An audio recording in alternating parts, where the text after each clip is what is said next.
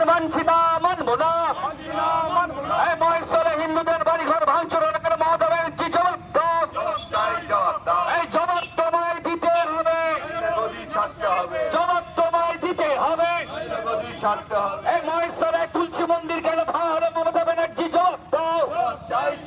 এই গত দুদিন আগে মহেশ্বরে জিহাদিদের তুলসী মন্দির কেন ভাঙা হলো মমতা ব্যানার্জি জবাব দাও।